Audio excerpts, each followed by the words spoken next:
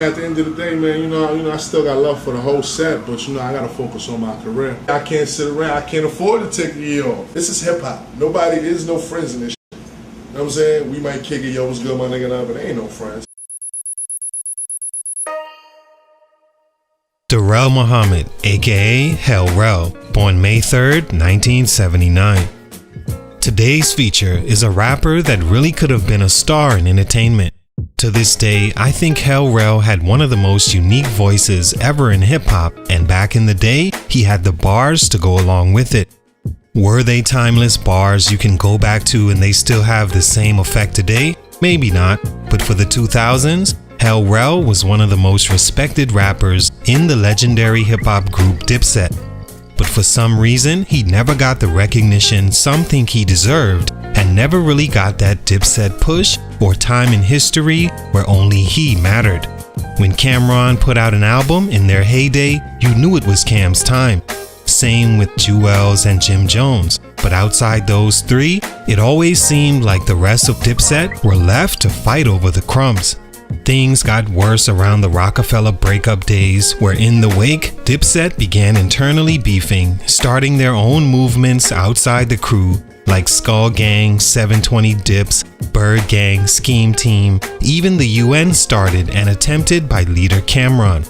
This was all by the end of the 2000s. Rell, who went to jail in the early parts of the decade, was probably affected most by all of this, as it was happening right in the middle of his scheduled rise in the game. Like an airplane that never took off because while making its way to the runway, someone stepped on a landmine and blew the whole thing up. Rell never really found solid ground after that. Throughout the 2010s, he just kinda lived a regular life.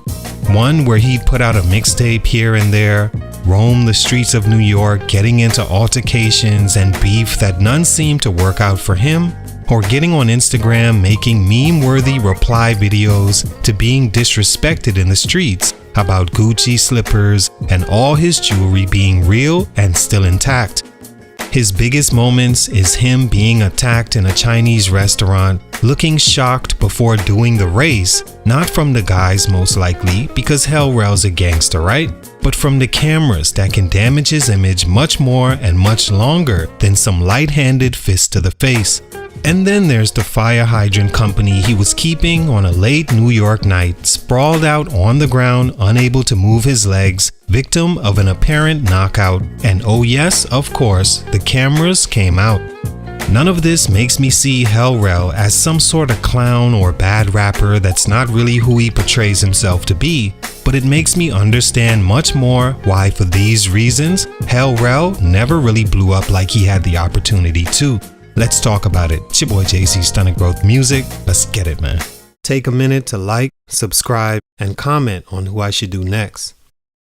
Rell is a street rapper from the Bronx, New York, where at a young age, you could see he had some sort of future in entertainment. He had what I'll just call a unique look and sound, and like mentioned, I think Rell had one of the best voices to be some sort of entertainer. He got his start by rapping over a beat Cameron did to a song called The Rock, featuring Memphis Bleek, whose side note still had the hardest verse I ever heard Memphis Bleek spit, and also Beanie Siegel. A close friend of both Cameron and Rell by the name Luca Brasi brought the song to Cameron, and immediately Cam wanted to sign him, telling Brasi to bring him to the studio now.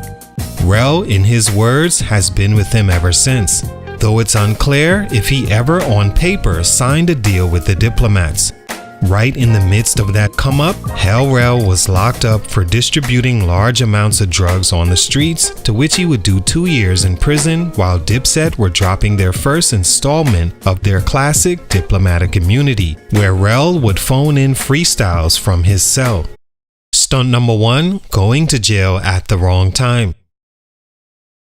The initial stunt in Rell's growth as a rapper came as a result of him having to turn himself in at the height of the Diplomatic rise.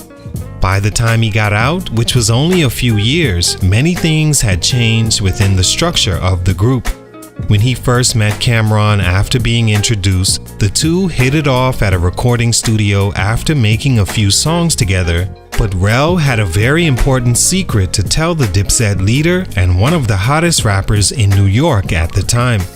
While Cam was expressing how much he liked Rell as a rapper and all the amazing things he had planned for him, he stopped Cam to let him know that he has a case hanging over him, to which he soon had to turn himself in and sit down for a couple years. Cam took the news well and still promised to make him a star upon his release. The Diplomats released their first collaborative album in 2003, with Rell in jail at the time and having to call in for his features. That album went gold and marked the final time Dipset would ever have that much impact on the industry as a group on a mainstream level. They had everything lined up at that point, so for Rell to miss that was a setback for his career, not being able to promote himself and work with Cam, Jim, and Juelz at one of their peaks.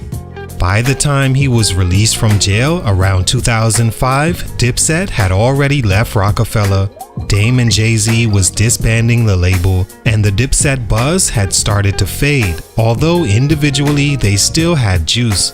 Rell would never see that kind of attention mainstream again.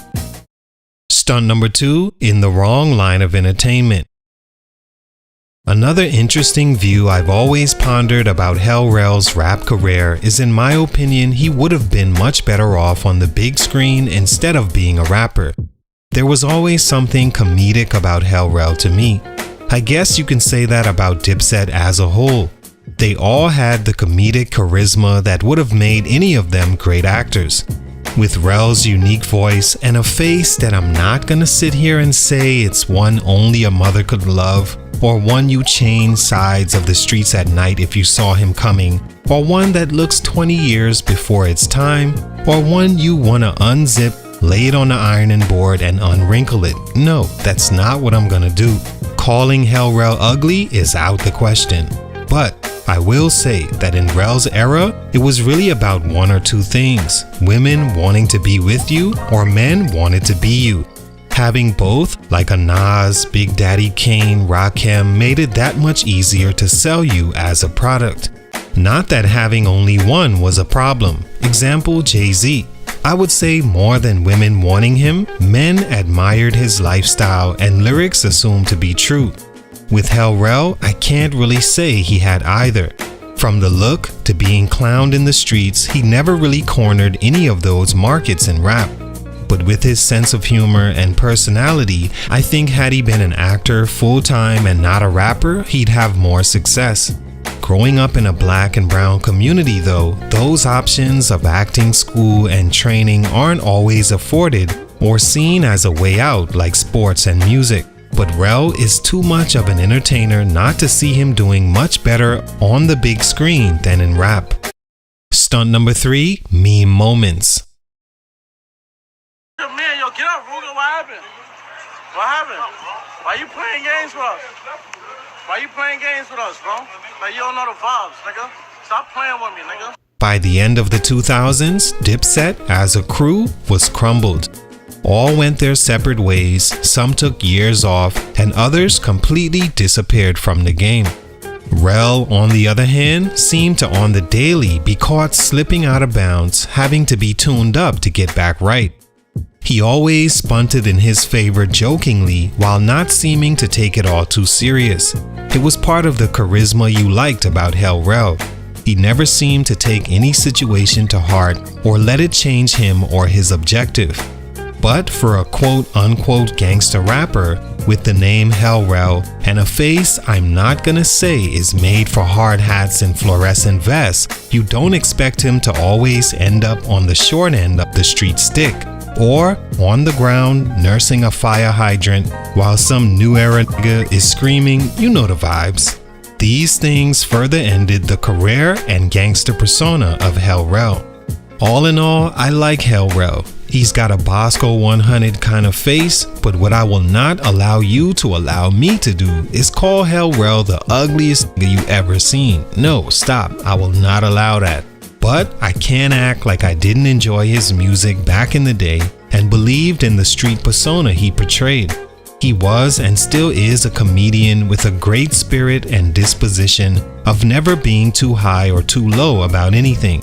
And he had bars. Salute to Rell, but for these reasons, his growth was stunted. It's your boy JC, Stunted Growth Music, and I'm out.